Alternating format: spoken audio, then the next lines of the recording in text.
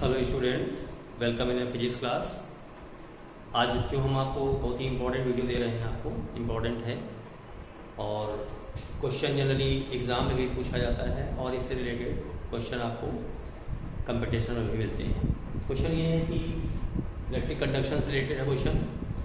जैसे आप लोगों ने पढ़ा है कि जो रेजिस्टेंस हमारा होता है, resistance of the wire is directly proportional to length and inversely proportional to area of cross section. Clear? Same wire. If wire change, then characteristic change.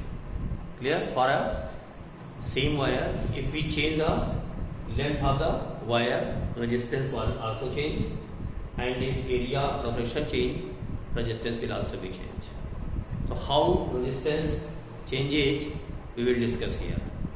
Suppose a wire whose initial length, एक कोई wire है जिसकी जो प्रारंभिक लंबाई है वो हमने, जो इनिशियल लेंथ है उसको हमने L ले लिया है, प्रारंभिक लंबाई, और जो आपका प्रारंभिक क्षेत्रफल है इसको हमने A दिखा लिया है। ठीक है ना? प्रारंभिक लंबाई और प्रारंभिक क्षेत्रफल और इसका प्रारंभिक जो प्रतिरोध है तार का, ये भी हमारा R है। अब हम अगर इसकी लेंथ को इंक्रीज करते हैं, ठीक है ना, 2 गुना, 3 गुना, 4 गुना, हाफ मतलब आधा, 1/4, इसमें अगर कोई भी परिवर्तन करते हैं तो रेजिस्टेंस किस तरह से चेंज होगा। तो यहाँ पर हम 2, 3 ये सब न ले करके हम उसके स्थान पर एक अननोन नंबर n ले लेते हैं। ठीक है ना? डीजे नंबर ले लेंगे, जिसमें क्या होगा कि हमें जो भी करना होगा, जैसे हमने 2 गुना किया तो n की वैल्यू 2 हो जाएगी, हाफ किया तो n हमारा हाफ हो जाएगा। तो इस तरह से हम n से अगर आपको फार्मूला डिराइव कर देंगे तो आप मेरे ख्याल से कोई भी क्वेश्चन इस तरह का होगा तो आप उसको अटेम्प्ट कर सकते हो। ठीक है ना? तो यहाँ पर तार की लंबाई को, यदि तार की लंबाई को खींचकर n गुना किया जाता है,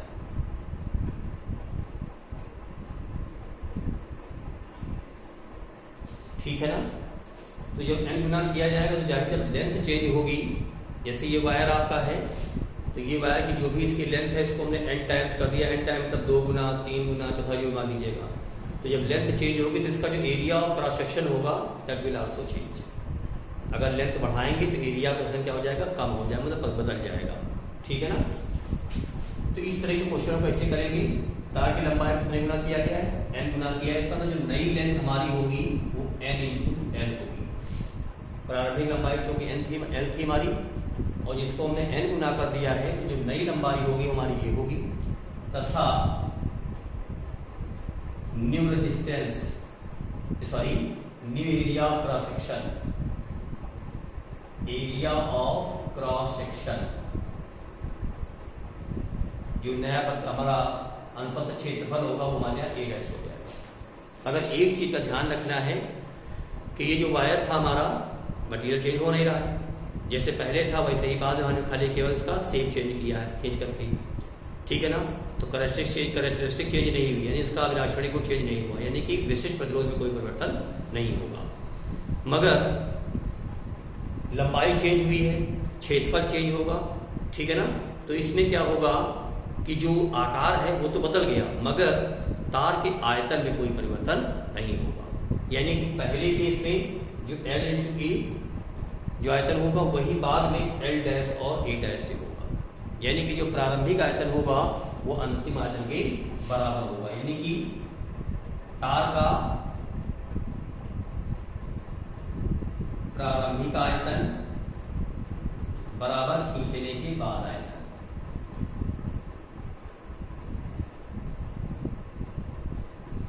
तो जो प्रारंभिक आयतन है वो हमारा क्या है, A × L है। ठीक है ना? और खींचने के बाद जो आयतन है वो क्या हो जाएगा, A' × L'। इसको आप रीअरेंज कर सकते हो, A/A' is equal to L' upon L। अब गिवन क्या है आपको, गिवन ये है कि जो तार की लंबाई है वो n गुना की गई, इसका मतलब l डैश अपॉन l,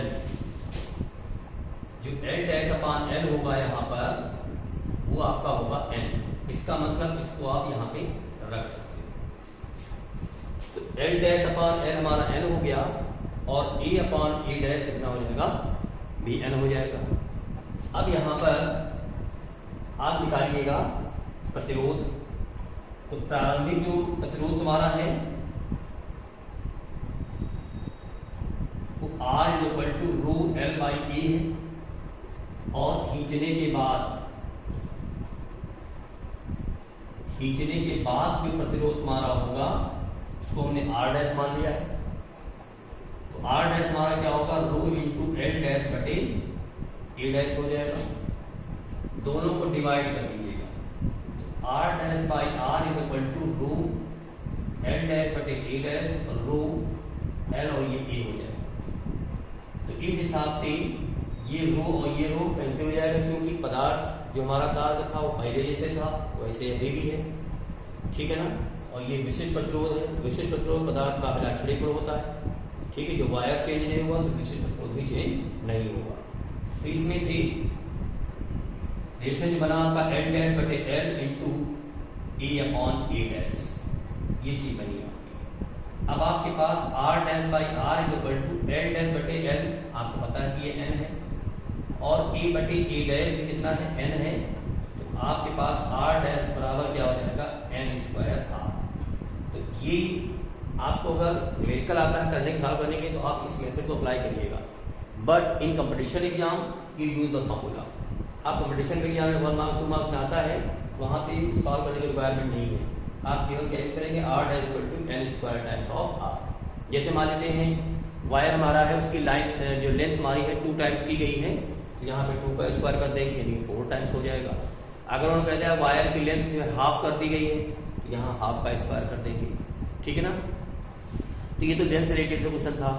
अब इसी में से ही अगर हम वायर की रेडियस को n गुना कर देते हैं, ठीक है ना, अगर हम वायर की रेडियस को चेंज कर देते हैं तो क्या होगा, रेडियस चेंज करने मतलब हुआ, इसका मतलब अनुप्रस्थ क्षेत्रफल चेंज हो रहा है।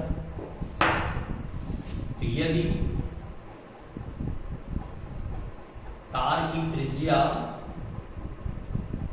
को n गुना किया जाए, यानी कि जो नई रेडियस हमारी होगी वो कितनी कर दी गई, R टाइम्स ऑफ n हो गई, ठीक है ना। R चेंज होने मतलब हुआ अनुप्रस्थ क्षेत्रफल चेंज होना। फिर कंडीशन वही होगी कि जो वैल्यू हमारा होगा वो चेंज नहीं होगा। तो इनिशियल वैल्यू मतलब a into L is equal to A dash into L dash. अब ध्यान क्या देना है यहाँ पे ध्यान दिया है कि एरिया को को दिया नहीं, लेंथ में चेंज भी किया नहीं गया था, चेंजमेंट किया गया किसमें, रेडियस में। तो रेडियस किसमें हमारी हिडन है, इस एरिया ऑफ क्रॉस सेक्शन में। तो यहाँ पे एक एहसान में लिखेंगे pi of R square L is equal to pi of R dash square into L dash. So this pi and this pi cancel out. So R L dash upon L is equal to R square upon R dash square. इसको लिख सकते हो R upon R dash उसका whole square. Clear. R dash कितना दिया है, R into N दिया हुआ है। इसका मतलब ये हुआ L dash upon L is equal to R upon R dash और उसका whole square. R upon R dash जब रखेंगे तो यहाँ वैल्यू हमारी क्या मिलेगी, R बटे NR और उसका होल स्क्वायर, इसका मतलब 1 upon N स्क्वायर। क्लियर। तो यहाँ पर L dash upon L जो हमारा होगा वो 1 upon N स्क्वायर होगा और R upon R dash square हमारा जो होगा वो N स्क्वायर होगा। क्लियर है। तो इस हिसाब से जब हम नया यहाँ पे कंडीशन निकालेंगे R is equal to rho L upon E, so R is equal to rho L upon pi of R square, और जब रेजिस्टेंस चेंज मैंने किया है तो rho L dash upon pi of R dash whole square. Clear. अब यहाँ पे जब वैल्यू हम प्लेस करते हैं तो R dash upon R is equal to R dash की value rho L dash upon pi R dash whole square and rho L by pi of R square. So this pi and this pi cancel out, rho and rho cancel out. You have L dash upon L into R upon R dash whole square. तो इस हिसाब से आप अगर देखते हैं यहाँ पर सॉल्व करने के बाद तो रिजल्ट जो आपको मिलेगा यहाँ पे बगल में कर देते हैं L डैश बटे L. L डैश बटे L आपका क्या है 1 अपॉन L स्क्वायर.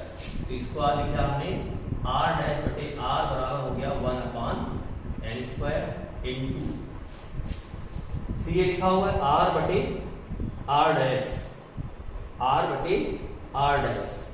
और उसका स्क्वायर और वो भी हमारा कितना है 1 अपॉन L स्क्वायर. क्लियर. तो इस हिसाब से यहां पर क्या हो गया 1 अपॉन L स्क्वायर हो गया. इसका मतलब ये हुआ R डैश बराबर जो होगा वो R अपॉन L स्क्वायर का होल स्क्वायर. एक बार फिर से देख लेंगे कि जो रेडियस हमारी है वो कितनी कर दी गई है n टाइम्स कर दी गई है. यानी कि वायर जो होगा रेडियस बढ़ाने का मतलब क्या हुआ एरिया ऑफ कर्सर में चेंज कर दिया. एरिया ऑफ कर्सर ने क्या कर दिया बढ़ा दिया. रेडियस बढ़ने का मतलब हुआ कि आपका उसका जो रेडियस जो डायमीटर होगा वो क्या होगा बढ़ेगा. डायमीटर बढ़ने का मतलब क्या उसका एरिया ऑफ कर्सर चेंज होगा. तो इस हिसाब से आप ये रिलेशन आप इसमें याद रखेंगे जो हमने दिखाया है यहाँ पे a into L A dash into L dash pi R square L pi R square L dash हो गया आपका. फिर यहाँ पे एल डैश अपॉन एल हुआ तो ये R square upon R dash square हो जाएगा. आर अपॉन आर डैश की वैल्यू जो हमारी है वो आर इंटू एल है. ठीक है ना. और उसका स्क्वायर भी यहाँ पर है तो यहाँ पे कितना होगा 1 अपॉन एन स्क्वायर. इसका मतलब क्या हुआ एल डैश अपॉन एन जो होगा वो 1 अपॉन एन स्क्वायर होगा और आर अपॉन आर डैश वो भी कितना होगा एन स्क्वायर होगा. तो इस हिसाब से जो नया रेजिस्टेंस हमारा होगा वो ये हो जाएगा. या इसको ये भी लिख सकते हो आर की पावर आर अपॉन एन की पावर 4 ये चीज हो जाएगी. तो अगर हम डायमीटर यहाँ यूज करते हैं इसके स्थान पर तो डी डैश बराबर क्या हो जाएगा एन इंटू डी हो जाएगा. और यहां भी करेंगे तो यही रिलेशन इसके भी आ जाएगा क्योंकि आर के स्थान पर रखेंगे तो डी स्क्वायर बाई 4 आएगा और 4 आपका कैंसिल हो जाएगा. तो यही डायमीटर से रिलेशन आएगा. ठीक है ना. एक चीज अच्छे से ध्यान रखना है कि इसमें से जो हमने भी फार्मूला लिखा था आपका R is equal to rho L by ए.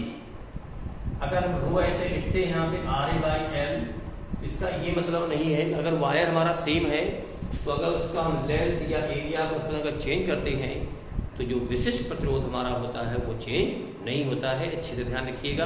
हाँ अगर प्रतिरोध बदल जाता है तो विशिष्ट प्रतिरोध बदल जाएगा. यानी अगर यहाँ पे आर अगर चेंज होगा तो विशिष्ट प्रतिरोध बदल जाएगा. प्रतिरोध जब बदलेगा तो विशिष्ट प्रतिरोध बदल जाएगा. मगर ध्यान क्या रखना है कि जो स्पेसिफिक रेजिस्टेंस है वो लेंथ और एरिया ऑफ सेशन बदलने से नहीं बदलेगा क्योंकि ये पदार्थ का अभिलाक्षणिक गुण है. ये अच्छे से ध्यान रखिएगा. तो इस वीडियो को अच्छे से रिवाइज करिएगा. That is important. Okay thank you.